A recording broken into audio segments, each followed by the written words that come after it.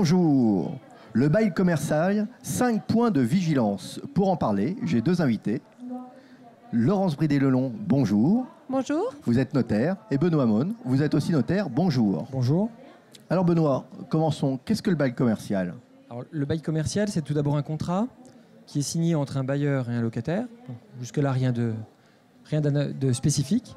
Mais ce contrat, il a une spécificité, c'est qu'il confère au locataire la propriété commerciale. Ça veut dire que le locataire, quand il signe ce contrat, il a des obligations qui sont plus importantes que dans les autres contrats classiques. C'est-à-dire, tout le monde a entendu, le bail 369. Ça veut dire simplement que le locataire a la possibilité d'exploiter pendant 9 ans.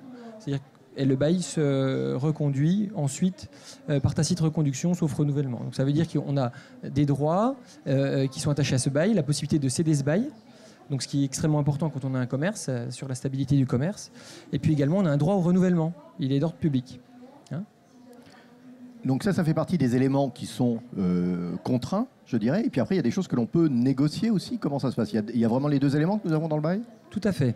Donc les dispositions qui résultent de la loi qu'on ne peut pas modifier, juridiquement on dit auxquelles on ne peut pas déroger, sont des dispositions d'ordre public. Donc bien que les parties veuillent passer outre, elles ne le peuvent pas. Donc ça, c'est le statut qui protège le locataire. Et il y a des dispositions qui peuvent être négociées, donc qui ne sont pas d'ordre public, qui peuvent donc être négociées par les parties à leur guise, en fonction de leurs besoins ou du rapport qu'il y a entre les deux. Quel exemple auriez-vous sur ces éléments de négociation? Alors, il y a un élément qui est extrêmement important, c'est celui relatif aux travaux. En général, le propriétaire souhaite mettre le maximum de charges, on va dire, mise au paiement du locataire, donc notamment les grosses réparations, les travaux. Aujourd'hui, le socle sur lequel on ne peut pas déroger, c'est les grosses réparations, elles sont toujours, elles, à la charge du propriétaire. Voilà. Par contre, tout le reste peut être mis à la charge du locataire en matière de réparation. Il y a des petites subtilités, mais en gros, c'est cela. Donc on voit, il y a quand même beaucoup d'éléments sur ce bail commercial. Alors, Laurence, quel est le rôle du notaire sur un sujet comme celui-ci? Le rôle du notaire est important, voire primordial. Nombreuses jurisprudences en fait, naissent de la mauvaise rédaction d'un bail commercial. Donc pourquoi? Parce que ce sont des contrats qui n'ont pas été visés par un professionnel. Alors quel est l'œil du notaire? On peut dire qu'il y a 6 points. Le premier point, c'est que le notaire est garant de la sécurité juridique. Le notaire respecte les lois, est à jour des lois, il a la compétence pour que le bail soit fait de manière sécurisée. Le deuxième point, c'est que le notaire a un véritable ancrage territorial. Il connaît sa ville, il connaît les prix des loyers, il connaît, je dirais même presque les immeubles qui sont concernés. Donc ça, c'est un véritable atout. Le troisième point, c'est la copie exécutoire, c'est-à-dire que le notaire va délivrer une copie qui va permettre aux parties, et notamment, il faut le dire, aux propriétaires, de gagner du temps. Si le locataire ne paye pas, le propriétaire peut aller directement chez un huissier pour obtenir le paiement de son loyer. Alors ça, c'est un terme très spécifique. Copie exécutoire, c'est ça? Copie exécutoire, donc qui est délivrée au bailleur. Donc ça, c'est un point très important qui n'existe que chez le notaire. Ça veut dire, en langage plus courant, que l'acte, il a la valeur d'un jugement. C'est-à-dire qu'on n'a pas l'obligation de porter une demande par avocat devant le tribunal pour obtenir une décision de justice qui permet d'obtenir ce que l'on souhaite. L'acte en lui-même permet d'aller voir un huissier et de le faire appliquer. Donc, d'autres points qui concernent le notaire, c'est que le notaire va véritablement avoir une réflexion sur le risque patrimonial. C'est-à-dire qu'il va envisager, conseiller le chef d'entreprise sur son régime matrimonial. Et c'est important, le régime matrimonial, quand on est chef d'entreprise. Est-ce que je suis en communauté? Quels sont les risques de la communauté? Est-ce qu'il faut un contrat de mariage? Est-ce qu'il faut protéger mes enfants? Donc le notaire va avoir cette vision spécifique pour le chef d'entreprise, dans le cadre du bail commercial bien sûr, mais également dans le cadre de la société, de l'entreprise, de la vie de l'entreprise. Le notaire aura également une vision sur la protection des biens, la protection des biens du chef d'entreprise, la protection des proches. Donc ça, c'est une spécificité du notaire.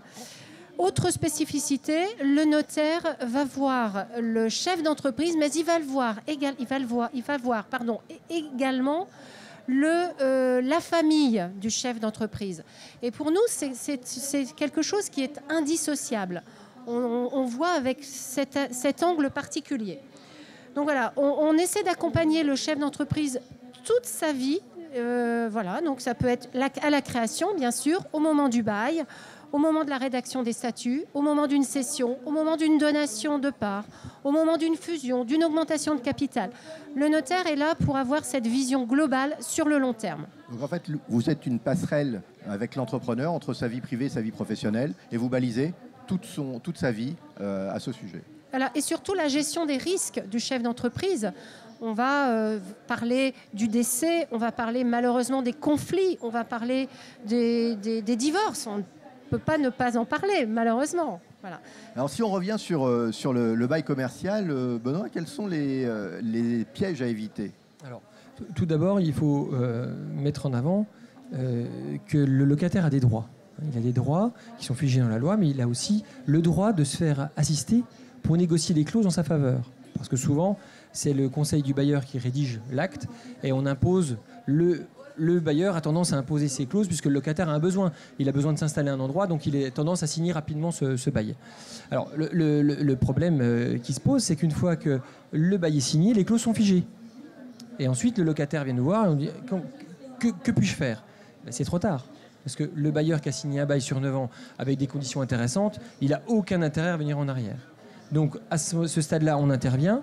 On propose une assistance à la rédaction, à la négociation, etc. Et sur de nombreux points. Comme par exemple, un des cas les plus connus, donc celui des travaux hors grosse réparation, puisque je vous disais que c'était à la charge du propriétaire. Sur certaines réparations, par exemple, qu'est-ce qu'on fait pour la vitrine? La vitrine, donc effectivement, on peut la mettre à la charge du locataire. Donc tout ça sont des éléments très concrets pour l'entrepreneur. Tout à fait, très concrets. Pour éviter de se faire piéger. Exactement, et qui ont un coût important, puisque le jour où ces travaux se présentent, il faut les financer. Il y a notamment également la taxe foncière, qui est souvent mise à la charge du locataire par le propriétaire, mais il n'y a rien de légal, il n'y a rien d'obligatoire. Enfin, c'est légal, mais ce n'est pas obligatoire. Voilà, donc c'est des subtilités que le locataire ne connaît pas forcément et sur lesquelles il a besoin de conseils, d'accompagnement. Alors, Laurence, on parle aussi dans les pièges à éviter de l'état des lieux. Qu'en est-il? Alors l'état des lieux est très important et le locataire ne doit pas négliger cet instant. Il a été rendu obligatoire par une loi récente. Auparavant, il n'était pas obligatoire. C'est quand même étonnant, mais ça n'était pas. Donc aujourd'hui, c'est obligatoire. Et vraiment, entrepreneurs, soyez vigilants à cet instant, puisque cet état des lieux va apporter la preuve de l'état dans lequel se trouve votre local au moment où vous vous rentrez dans les lieux. Et la même chose quand vous partez. Donc c'est un moment important. Ça va être en fait une photo de l'état du local. Alors pourquoi est-ce important? Parce que ce qui est en jeu, c'est le dépôt de garantie. Vous avez versé un montant. Je rappelle d'ailleurs que le dépôt de garantie est un montant libre, à la base. Donc ce dépôt de garantie est en jeu au moment où vous partez. Donc c'est important. L'état des lieux va définir comment vous avez reçu ce local et comment vous le rendez. Et s'il y a des travaux, quels sont les travaux qui seront à sa charge, bien sûr, sur justificatif. Donc l'état des lieux n'est pas à prendre à la légère, on le comprend. Après, quand on veut signer un bail commercial, on parle souvent d'une durée de 9 ans, on l'a évoqué en préambule, mais peut-on faire moins? Alors, le bail, en principe, est d'une durée de 9 ans. Il peut être d'une durée supérieure. Peut-il être d'une durée inférieure? Oui. Et le créateur a intérêt de se poser cette question, puisque s'engager pour 9 ans, c'est bien, c'est une certaine sécurité que le législateur a voulu. Mais est-ce judicieux pour le créateur? Peut-être a-t-il intérêt de faire un bail d'une durée inférieure, et la loi l'autorise, le Code de commerce l'autorise, donc de faire un bail à partir du moment où il n'a pas une durée maximum de 3 ans, puisqu'après, on passe automatiquement sous un bail commercial 3-6-9. Donc c'est important avant de se lancer dans le long terme, de savoir si une petite durée pour commencer n'est pas préférable. Alors, on voit que c'est un contrat, donc il y a des obligations de part et d'autre. Benoît, quelles sont les obligations par rapport aux locataires, alors justement? les obligations par rapport du propriétaire par rapport au locataire. On a vu que ce locataire est situé comme dans une situation un peu délicate vis-à-vis du propriétaire. Donc le législateur en a tenu compte. Récemment, il en a tenu compte dans une loi qui impose désormais au propriétaire d'informer le locataire sur les charges qui seront à payer. Et il a l'obligation également de donner les justificatifs de ces charges. Parce que vous pouvez être dans des locaux sur lesquels pèsent des charges extrêmement importantes et qui, lorsqu'elles ne sont pas maîtrisées, peuvent conduire à des problèmes de trésorerie. Alors, il y a cette question des charges. Également, deuxièmement, la question relative aux travaux. Puisque quand vous rentrez dans un local, qu'on met tous les travaux à votre charge, excepté les grosses réparations, le bailleur, après, peut exiger que vous réalisiez ces travaux. Donc, pour éviter d'avoir des mauvaises surprises dans le début d'exercice, la loi prévoit que dans le bail, le bailleur a une obligation d'informer le locataire sur les travaux qu'il envisage de réaliser dans les 3 années à venir. Donc, à la lecture de tout ça, Laurence, on s'aperçoit qu'il y a un accompagnement qui s'avère extrêmement nécessaire. Alors, pourquoi le notaire ? 350 notaires dans toute la France, notaires labellisés juristes d'entreprise. Donc, chef d'entreprise, ne négligez pas cet instant, ce moment qui va vous engager sur une longue période. Allez voir le notaire, il aura une lecture professionnelle, une lecture attentive du bail. Il vous conseillera, donc, en tant que chef d'entreprise et avec ce lien familial. Il va vous donner un conseil globalisé, analyser le long terme, je l'ai dit. Le notaire a un caractère, établit des actes authentiques, avec une date certaine, avec une certitude au niveau de la législation.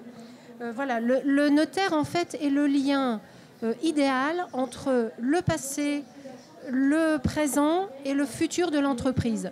C'est lui qui va pouvoir faire ce lien en toute légalité, en toute sécurité. Écoutez, nous voilà rassurés. Nous avons eu beaucoup d'éléments concernant le bail commercial. Est-ce qu'on peut vous contacter ? Est-ce qu'il y a un site internet, des éléments précis sur ces éléments ? Alors, vous allez trouver toutes les informations sur le site des notaires. Donc, notaire, le site internet notaire.fr. Vous avez une rubrique spéciale société qui vous donne tous les éléments. Et puis, n'hésitez pas à contacter un notaire juriste d'entreprise ou votre notaire habituel. Merci à tous les deux. Merci. Merci.